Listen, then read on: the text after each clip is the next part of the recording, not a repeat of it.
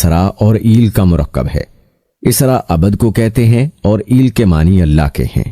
یوں اسرائیل کا مطلب اللہ کا بندہ ہوا۔ یاد رہے کہ اللہ تعالیٰ نے حضرت یعقوب علیہ السلام کو یہ فضیلت بھی عطا فرمائی کہ بنی اسرائیل میں مبعوث ہونے والے تمام پیغمبر آپ علیہ السلام ہی کی نسل میں سے ہیں۔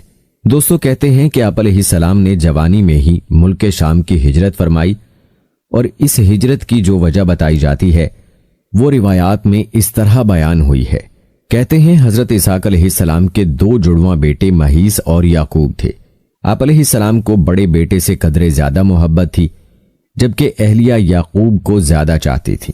روایت میں ہے کہ ایک دن حضرت اسحاق علیہ السلام نے بڑے بیٹے سے شکار کا گوشت کھانے کی خواہش کا اظہار کیا۔ مہیس والد کی خواہش پر فوراً شکار کے لیے چلا گیا، لیکن اسی اثناء میں والدہ نے حضرت یعقوب علیہ السلام سے کہا کہ بکری ذبح کر کے والد کو کھانا پیش کر دو اور ان سے دعائیں لے لو۔ حضرت یعقوب علیہ السلام نے والدہ کے مشورے پر ایسا ہی کیا، لیکن جب بڑا بھائی گوشت بھون کر والد کی خدمت میں لے کر گیا اور اسے حقیقت کا علم ہوا تو وہ حضرت یعقوب علیہ السلام کا دشمن ہو گیا۔ والدہ نے جب یہ دیکھا تو انہوں نے حضرت یعقوب علیہ السلام کو فوری طور پر اپنے ماموں کے پاس عراق کے شہر حران جانے کی ہدایت کی۔ حضرت اسحاق علیہ السلام کو بھی مہیس کی ناراضی کا علم تھا، لہٰذا انہوں نے بھی اس مشورے کی تائید کی، اور پھر حضرت یعقوب علیہ السلام اس روز رات کے پہلے پہر ماموں کے پاس جانے کے لیے نکل کھڑے ہوئے، اور یوں آپ کے ملک شام کی جانب ہجرت ہو گئی۔ دوستو روایات میں آپ علیہ السلام کے اس سفر کے دوران ایک خواب کا ذکر ملتا ہے۔ کہتے ہیں حضرت یعقوب علیہ السلام اس رات اور دوسرے دن چلتے رہے، اور پھر رات کے کسی پہر ایک گاؤں کے باہر جنگل میں ایک پتھر کو تکیے کی جگہ سر کے نیچے رکھ کر سو گئے۔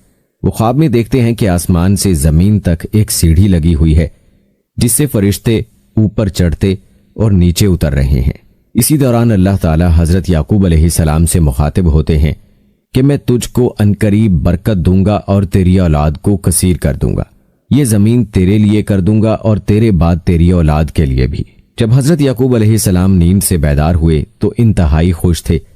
آپ علیہ السلام نے منت مانی کہ اگر وہ اپنے والدین کی طرف سلامتی کے ساتھ لوٹ گئے تو اس جگہ جہاں خواب نظر آیا تھا اللہ عز و جل کی عبادت کے لیے ایک گھر بنائیں گے۔ نیز یہ منت بھی مانی کہ جو کچھ اللہ تعالیٰ انہیں دے گا اس کا 10واں حصہ اللہ کی راہ میں خرچ کریں گے۔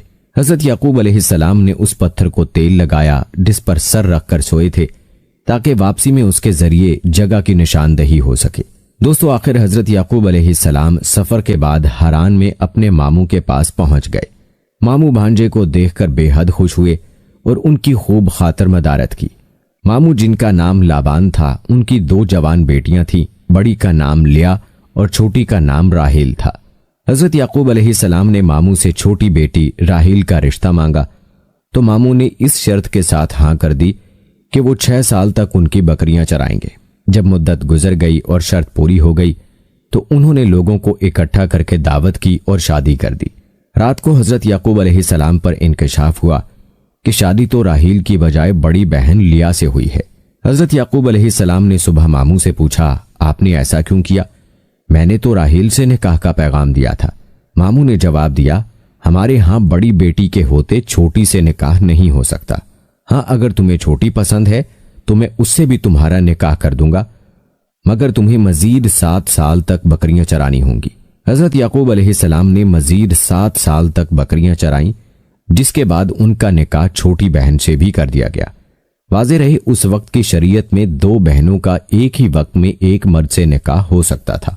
مورخین تحریر کرتے ہیں کہ حضرت یعقوب علیہ السلام کی 4 بیویاں تھیں جن سے اللہ تعالیٰ نے آپ علیہ السلام کو اولاد کثیر سے نوازا۔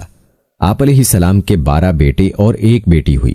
بیٹوں کی شادیاں ہوئیں اور پھر ان کی اولاد پھیلتے پھیلتے 12 قبیلوں کی شکل اختیار کر گئی۔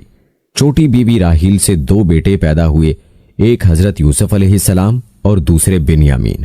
دوستو اب تذکرہ کرتے ہیں آپ علیہ السلام کی ملک شام واپسی کا۔ کہتے ہیں کہ حضرت یعقوب علیہ السلام نے 20 برس تک ماموں کے گھر قیام فرمایا، پھر انہیں اللہ تعالیٰ کی جانب سے واپس ارض کنعان جانے کا حکم ملا تو انہوں نے اپنے اہل و عیال کے ساتھ حران سے واپس جانے کی تیاریاں شروع کر دیں۔ بیٹیوں اور ان کے بچوں سے جدائی کے سبب ماموں اداس اور غمگین ہو گئے۔ انہوں نے حضرت یعقوب علیہ السلام کو روکنے کی کوشش کی، لیکن وہ تو حکم الہی کے پابند تھے۔ بالآخر ماموں نے بھیڑ بکریوں کے بڑے ریوڑ اور زیادہ راہ سات کر کے سب کو رخصت کیا۔ یوں حضرت یعقوب علیہ السلام اپنے اہل و عیال، مال